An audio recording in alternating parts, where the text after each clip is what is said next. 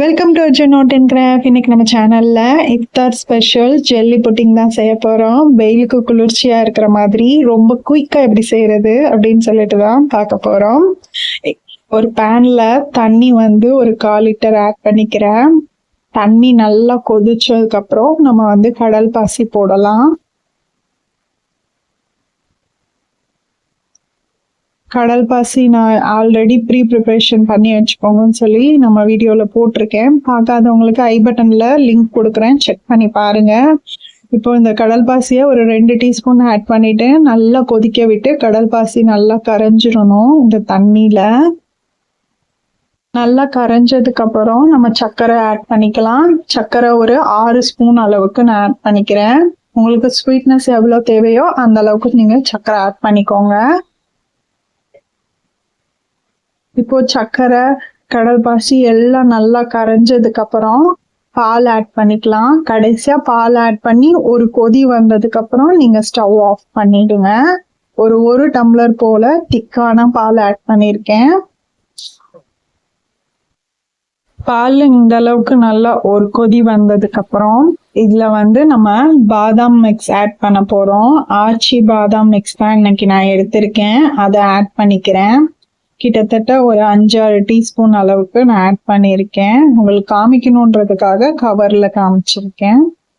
அதை ஆட் பண்ணிட்டு நல்லா ஒரு கலக்கி விட்டுட்டு ஸ்டவ் ஆஃப் பண்ணிடுங்க. இப்போ நம்ம எந்த கண்டெய்னர்ல ஜெல்லி புட்டிங் பண்ண போறோமோ அந்த கண்டெய்னர்ல நான் ஊற்றி ஃப்ரிட்ஜில் 1/2 hour செட் ஆக விட்டுடலாம். இப்போ இன்னொரு பேன்ல பால் ஆட் பண்ணியிருக்கேன். அது கூட ஒரு 1/4 டம்ளர் தண்ணி ஆட் பண்ணிக்கலாம். மேலே இன்னொரு லேயர் நம்ம ஸ்ட்ராபெரி புட்டிங் செய்யறதுக்காக இந்த மாதிரி பண்ணிக்கிறோம். இப்போ பால் நல்லா கொதிச்சு வரணும். அதுல மறுபடியும் 2 டீஸ்பூன் அளவுக்கு நான் அகர் அகர் பொடி போட்டுக்கிறேன். சைனா கிராஸ் அப்படின்னு சொல்லுவாங்க. அதுக்கப்புறம் கடல் பாசின்னு சொல்லுவாங்க. நான் இதை ஃபைன் பவுடரா அரைச்சி எடுத்து வச்சிருக்கேன், ஸ்ட்ரைப்ஸ் மாதிரி வாங்கி. நோம்புல வயிற்றுக்கு ரொம்ப குளிர்ச்சியா இருக்கும், ரொம்ப ஃபில்லிங்கா இருக்கும். இப்போ இதுக்கு தேவையான அளவு சர்க்கரை ஆட் பண்ணிக்கிறேன். ஒரு 7-8 ஸ்பூன் அளவுக்கு சர்க்கரை ஆட் பண்ணியிருக்கேன்.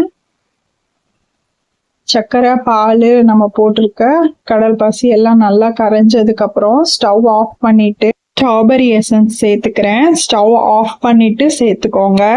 சேர்த்துட்டு நல்லா கலக்கி விட்டுட்டு நான் இந்த ஊத்தி வச்சிருந்தோம் இல்லையா பாதாம் ஜெல்லி புட்டிங், அது கிராஸா சாய்வா எல்லா பாட்டிலுக்கும் மூடி போட்டு மூடி வச்சிருந்தேன் ஃப்ரிட்ஜில் செட் ஆகுறதுக்காக. டபுள் லேயர் இந்த பக்கம் பாதி அந்த பக்கம் பாதி கிடைக்கிற மாதிரி. இந்த மாதிரி ஐடியால நீங்க ட்ரை பண்ணுங்க. மூடி இருக்கிற கண்டெய்னரா பார்த்து எடுத்து இந்த மாதிரி செட் பண்ணி விட்டுக்கோங்க. இப்போ நம்ம ஸ்ட்ராபெரி புட்டிங் செஞ்சிருந்தோம் இல்லையா, அந்த கலவையை இது கூட ஊற்றிக்கலாம்.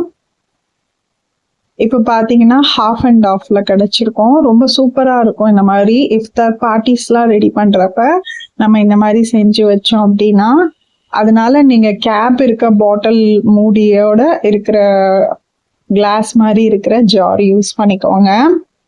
நான் சொன்ன ஐடியாவில் ட்ரை பண்ணுங்க. அதை ஃபர்ஸ்ட் வீடியோவில் காமிக்க மறந்துட்டேன். இப்போ இங்க பாத்தீங்கன்னா ஒரு சைடு பாதாம் ஃப்ளேவர்லையும் ஒரு சைடு ஸ்ட்ராபெரி ஃப்ளேவர்லையும் பண்ணியிருக்கோம். சூப்பரா எம்மியா இருக்கும், டேஸ்டும் அல்டிமேட்டா இருக்கும். இந்த மாதிரி கலர்ஃபுல்லா இஃப்தார் பார்ட்டிஸ்லாம் அரேஞ்ச் பண்றப்ப சூப்பரா இருக்கும். கிட்ஸுக்கும் பார்க்கறதுக்கு அட்ராக்ஷனா இருக்கும். நம்ம பெரியவங்களும் வயிறு ஃபில்லிங்கா இருக்கும். இந்த மாதிரி நோம்பு கஞ்சி இதோட சாப்பிட்றப்ப டெக்ஸ்சரும் சூப்பரா வந்திருக்கு. வீடியோ பிடிச்சா லைக் அண்ட் ஷேர் பண்ணுங்க. உங்க ஃப்ரெண்ட்ஸ் அண்ட் ஃபேமிலிக்கு இந்த வீடியோ ஷேர் பண்ணிடுங்க. தேங்க்யூ.